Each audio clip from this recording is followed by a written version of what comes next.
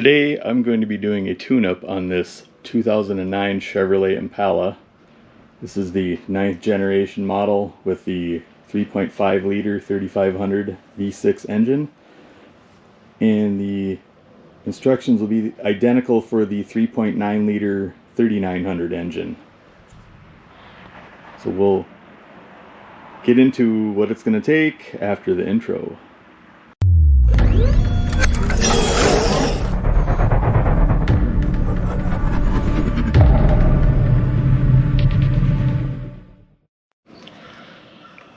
So this is the mighty pushrod 3500 V6. The 3900 V6 will be identical. They're both externally the same and use all the same parts. The 5.3 liter V8 is a different story, and the 3.6 liter V6 is completely different. That'll be in a separate video sometime in the future. So, in this video I'm going to be replacing the air filter. I'm going to be replacing the spark plugs. I'm going to be replacing the serpentine belt, the belt tensioner, the spark plug wires, the bank 1 oxygen sensor. I'm sorry, this is the upstream oxygen sensor, and this is the downstream oxygen sensor. This one is on the engine, this one is behind the catalytic converter. I will also be adding some fuel injector cleaner to the tank. I'm going to remove the throttle body and clean the throttle body, and I'm going to also clean the mass airflow sensor. So before you get going on this, a few items you might want to have in your repertoire. So first thing is a serpentine belt removal tool, or it's more like this goes on the tensioner. It takes the tension off the belt, makes it easier to remove the belt. If you have an air compressor, a blow nozzle, because you're going to want to blow down after you take the spark plug wires off, get all the dirt and shit away from around the spark plugs. If you don't have a compressor or a nozzle like this, get some canned air. You know, like computer duster, that stuff people huff, you know. This, I'm going to see if I can link to one of these in the description. It is a magnetic spark plug socket.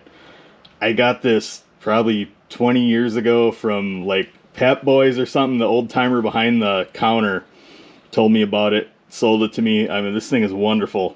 It's, you know, the typical one will have a rubber ring inside there to grab the spark plug, and it usually pulls out. This thing, magnet, holds the spark plug. It's brilliant. And this is an oxygen sensor socket. It's specifically made, you know, it goes around the oxygen sensor and then has a spot for the cord to come out. This will make your life easier. Now that talking about making your life easier, an electric or a cordless ratchet, optional, but you know, it's a lifesaver. And some wobble sockets. I just picked these up from Hobo Freight, and you know, I'm thinking this one right here is going to do me some good. Like I said, I don't think these spark plugs are going to need to be gapped, but if you have a spark plug gapper, this is actually not how you gap a spark. You don't gap it with this tool, but this is how you check the gap. Some dielectric grease. I'm going to show you the proper way how to put that on. Some anti-seize, some spark plug boot pullers. I mean, these aren't always the greatest, but you know, if you can get them to work, more power to you. And some Q-tips. And you know, in addition to some throttle body cleaner and some mass airflow sensor cleaner, some rags. Yeah, so let's commence with tearing this car apart. Well, first thing I'm going to do is remove this engine cover. The oil cap needs to come off. And this thing just lifts right off. And I'll put the cap back on here. It might be a good time to wipe this thing down. Wash it off real good. And we're going to go ahead over here and disconnect the MAF sensor. This little tab pulls up. May need a screwdriver to get that up. And squeeze. Alright. We're going to take a 5/16 open end wrench, or you could take a slotted screwdriver. We're going to undo the clamp on the throttle body. And then we're going to release these two clips right here. And we're going to remove the air filter cover and take it out. And as you'll see, oh yeah, we got a, that's right, the PCE hose connects here. I apologize for not showing that. This is a squeeze and pull.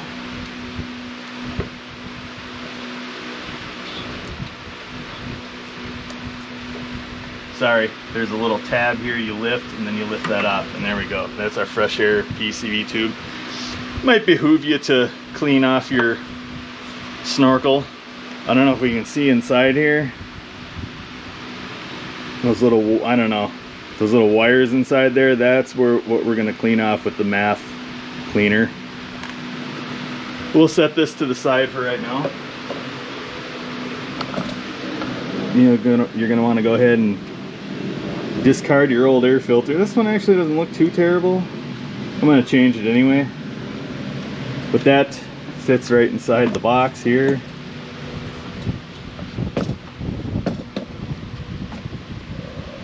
Like that. Okay. Now, you're going to want to get in here and clean this throttle body off. I might end up removing this just to make it a little easier to clean, but really all you got to do is just carefully pry it open, and you can see all the crud and buildup. I wouldn't recommend spraying that spray directly in there. I'd recommend putting it on a shop towel and just cleaning, and coming back and cleaning the blades of the throttle, which I will do real quick here. Alright, we're getting zoomed in on that throttle body. Oh, it's going to take,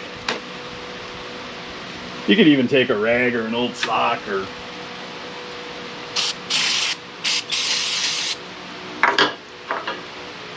just going to open that throttle plate a little bit. You want to get all the carbon off of here. As we can see, you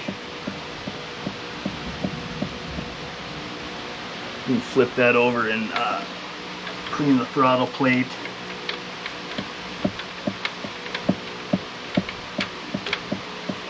Try not to shred your rag, because you know that's going to go straight into the engine.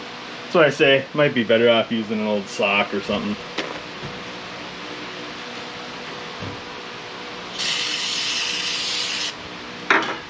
You know, I would say unless this thing is really dirty, you don't really need to take this throttle body out. I'm going to go around the back side and try to get the back of this thing. Maybe I should follow my own advice and get an old sock.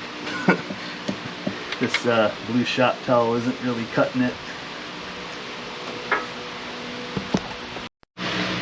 There we go. Take you inside the action a little bit better there.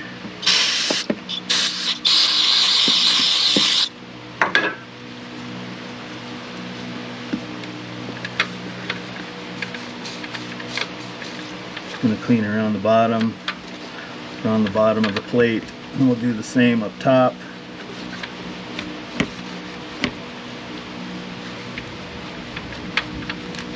Just going to go around this whole plate to get all the crud off it.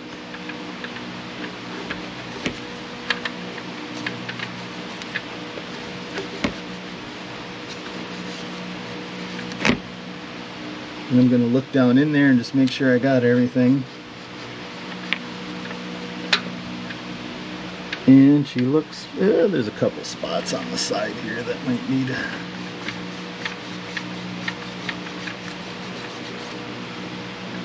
And I think she's looking good now. Okay. Give that a little wipe just to. Alright. Now you can check that off your list. So before I go cleaning off the MAF sensor, I'm just going to take some multi-purpose cleaner. I'm going to clean off the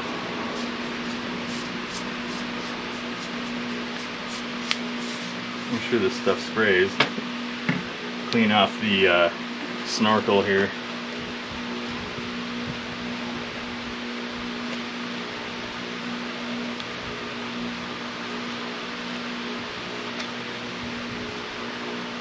I'm not using degreaser.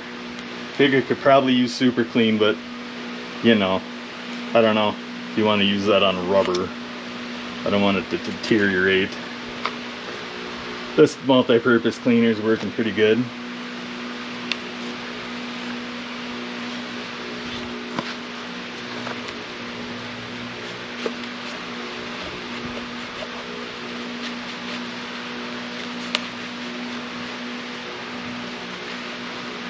I mean, heck, if you're even so inclined, you could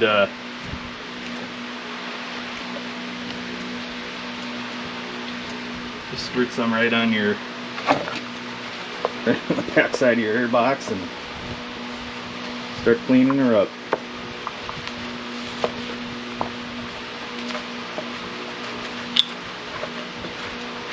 And what does this do for performance? Absolutely nothing, but it's just more for aesthetics. And you're doing preventative maintenance. You might as well clean some of this stuff up while you're in here. Alright, so we got that looking perfectly okay. I'm going to leave this boot on here. And I'm just going to go in and I'm going to try to aim towards those little wires down there. Just get those clean. I mean, do you really need to clean out this honeycomb? Not really, but we'll just do it anyway. Never mind that it's splashing all over the engine. It's going to evaporate anyway. We'll clean between these plates. I mean, give it a good spray. And none of it's getting recorded. And this stuff will evaporate and dry. And then we'll set that to the side. Go find the new air filter. It's up to you whether you want to assemble this right now or wait till after you change your spark plug wires. Either way, I don't think it's going to make a hill of a difference. And while you're at it, maybe wipe some more stuff off under the hood. Well, now that I've allowed this sufficient time to dry, we had it cleaned off, we did some more wiping under the hood. I'm going to go ahead and install the new air filter.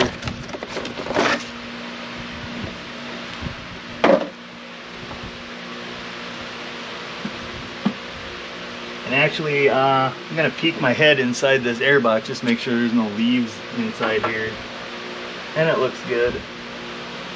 I can just see the PCM underneath it. A little bit of dirt in there, but nothing horrible. So we can go ahead and pop the new air filter in. Make sure your little tabs are out of the way. And she snaps right in like so. So make sure you got your, did I say this was 5/64s? 5/16ths? That pointing up towards the back. There's little hooks right here. They're going to hook down onto the lower part of the box. And this is just going to snap right back on.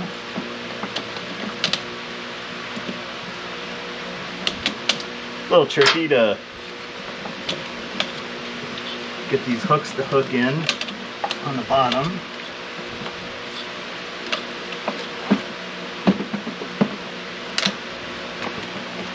There we go, we're in. We'll just snap these back. Make sure I am all the way in. Okay, that doesn't look right. There's something with this side that isn't right.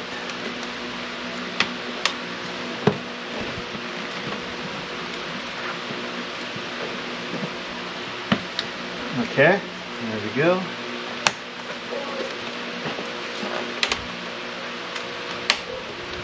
Alright, now that that's in,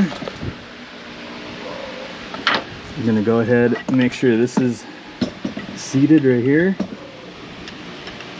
all the way around, and then I will tighten this clamp.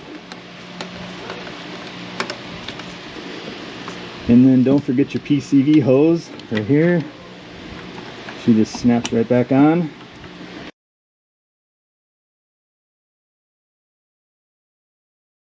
And we'll make sure it's still in the valve cover back here, which it is. This car does not have a PCV valve. That piece that goes to the back valve cover is open, so I mean theoretically you could take this off and squirt some carb spray through it. I'm gonna let it be since my throttle body didn't look too bad. If this was all full of oil and crap, I would probably take a look at that, but this is your fresh air side. I mean, I don't see any reason to mess with that. Alright, so we're gonna peek at the brand new tensioner. And this is how it's gonna sit on the engine. I think it actually sits like this. Actually, oh, it's sitting like this. So, what we're gonna do to release the tension, you see your box end on your, or the square end on your, which would be like a ratchet. It fits right in here. So this will, you'll just snap that tool right on here, and then we're gonna, I think we gotta go, probably go clockwise, counterclockwise to release the tension. I will let you know as soon as this is on the car. But you'll get this in position and then take the tension off. You'll take the belt off. This car does not have a Serpentine Belt diagram anywhere under the hood, so I'm going to in post here find a diagram and stick it up on the screen here so you can see it, and I'll leave a link to it. So your tensioner is, see where my finger's pointing right there? That is what we're going to be attacking. Actually, I think it's back here. See, the camera's not picking it up too well. This is it right here.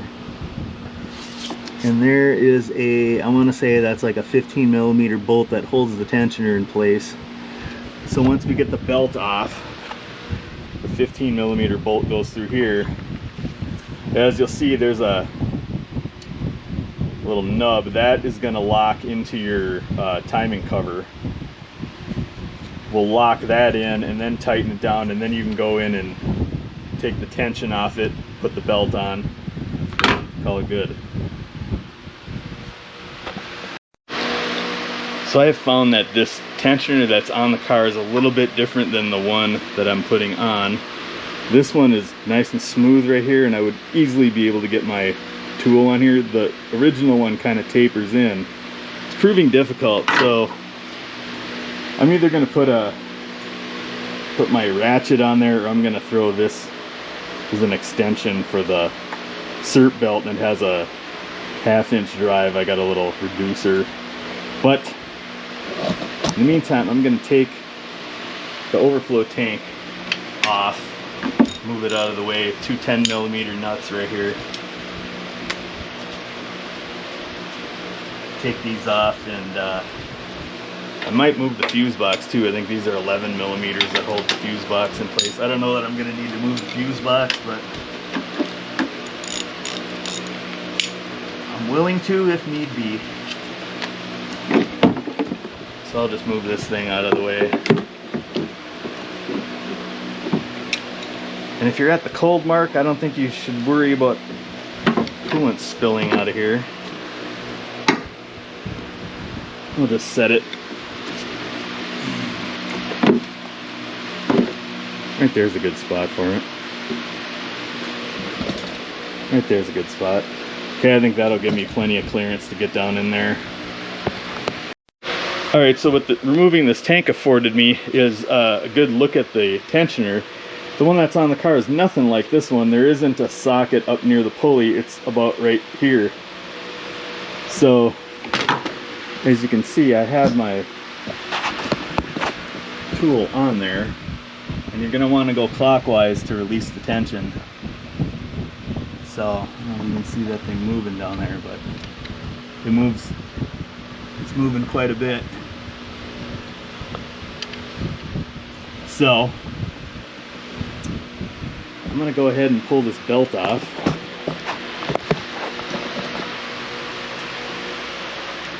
While I'm recording, I suppose. So I'm just going to throw it, yep, you can just get it right off the alternator.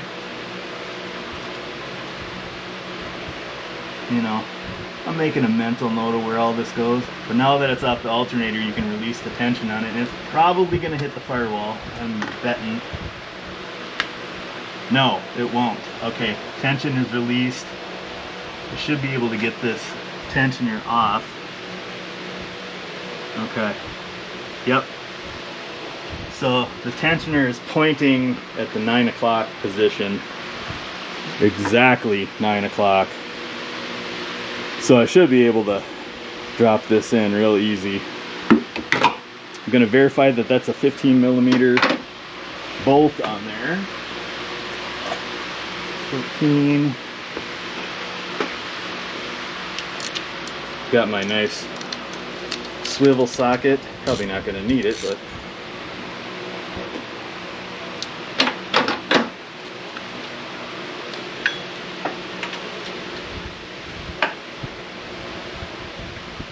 actually might. It is a 15. I'm going to go ahead and, yep, all right. I don't know that my cordless battery ratchet will fit in here, but there isn't much clearance.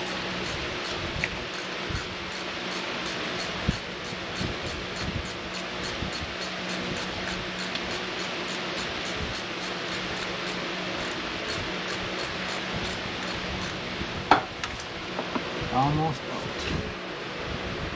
Okay.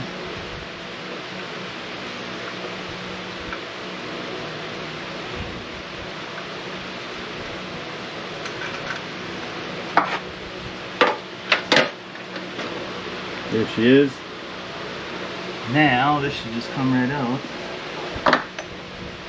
I still have the tool attached. Yep, there she is. Boom.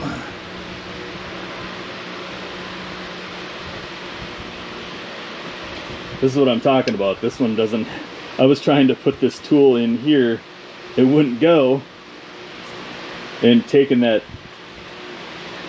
tank off allowed me to get in there and really look at it, and you can see where that socket goes right there. And we'll compare it to the new one. If my tool didn't fall. The new one's got it right there. So, yep, the pins are in the same spot. Alright. This pulley has like a lip on it. This one does not. So, you know, maybe cheaping out on this isn't such a good idea.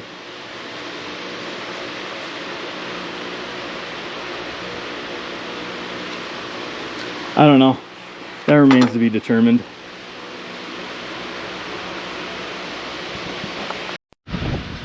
We'll try to get in here and give you a good look of kind of what this, the tensioner goes right right there. So note, I didn't take the old belt off. I think I'm going to slip that new tensioner in there and kind of visualize where this goes, and then maybe try to, I don't know. I'm for sure going to go look up the Serpentine Belt routing.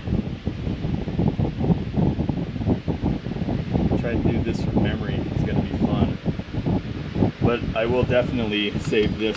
This will be the last pulley I hook onto. That'll be nice and easy to get it up around here while you're throwing tension on the, taking tension off the tensioner. Alright, well, I'm going to get that new pulley on.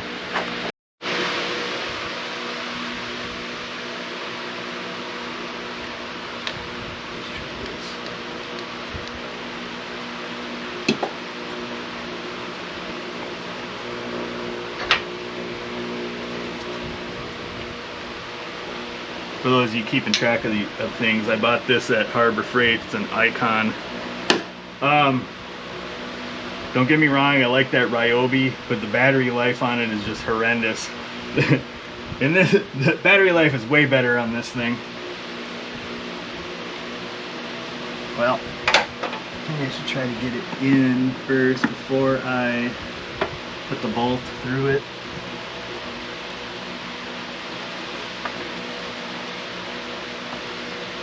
I mean, literally, I just gotta kind of feel around for it because I got no way of seeing any of this.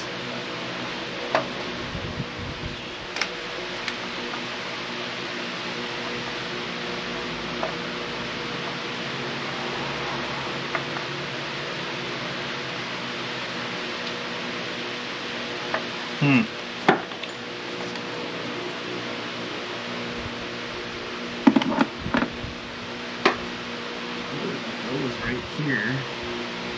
I'm in the right spot. It just, you're gonna have to do a lot of braille here. This is, there ain't no way of being able to see this.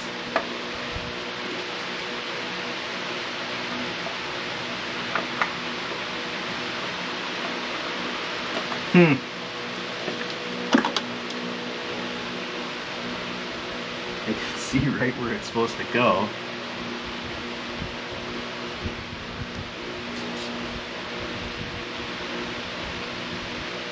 Yeah, literally right here. I don't know. Well, we're not gonna record this. We'll check back when I get it in. Well, so I did have to yank the belt out of the way, but what I did is I put that bolt through the middle of it, and I found by feel where that bolt threads in, and I kind of let the thing dangle, and I started the threads on it, and then you can, once the threads are started and this is solid, you can press and then find where that little notch falls in, and then I'll go in now and tighten that bolt. So that's how you get that tensioner on there. Alright, so there's one little hang up trying to get this belt out. Right here there's a little clamp or something that's holding this power steering hose. I got a little 8mm ratcheting open end wrench. I'm gonna pop this off, and that should allow you to get the belt completely off. I don't know if the camera can really pick this up, but I'm zoomed in all the way. I'm just going to take this bolt out of here. Looks like it's just a clamp that's holding this power steering line. Yeah, see how it just moves away. Now I can get the belt out completely. And it just hooks on there.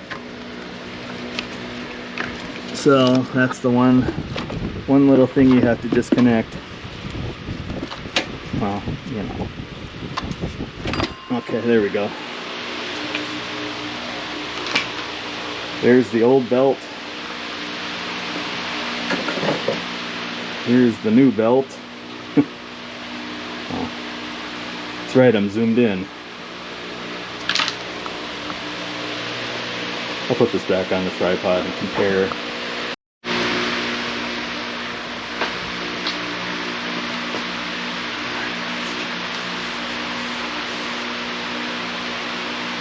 course, your new one's going to be a little more snug than the old one. Which, about the same. So there's the shiny new one. I'll have to get this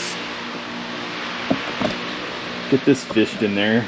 Of course, tearing that old one out, I lost all reference of how this is going to route. So I'm going to go look this up on, I think it's serpentinebelt.com or serpentinebeltdiagrams.com. I found this before. I'll look it up, and then right here I'll insert a nice little graphic. Alright, I have located a serpentine belt diagram. I don't know how well it's showing up on the camera here, but I'm going to insert this in the video. Yeah, it'd be nice to print this out and stick it on the core support or something. Or somewhere, because this car does not have it anywhere. Alright, I got the belt properly routed. Now you're going to want to make sure that before you put tension all the way on it, that the belt is properly in the grooves of all these pulleys, because you will throw the belt off if that happens. So I ended up having to put my little extension piece on here, just because of the way the square drive was oriented. I couldn't get this handle. It was going way down here, running into the harness, so I did that to help me out a little bit there. But so yes, follow that diagram I posted. I mean, I don't know how well this camera's picking up, but I got her routed properly. So now we got both oxygen sensors to change. I'll put this coolant tank back too once I get this tool off. Well, we're gonna take a little break in the action here and bust this video series up into a couple different parts here. We're gonna wrap this one up. The next time we cut in, we're going to be replacing the spark plugs and the oxygen sensors. So we'll see you in part 2. Make sure to like, comment, subscribe. Stay tuned for the next video, and we'll see you then. Later.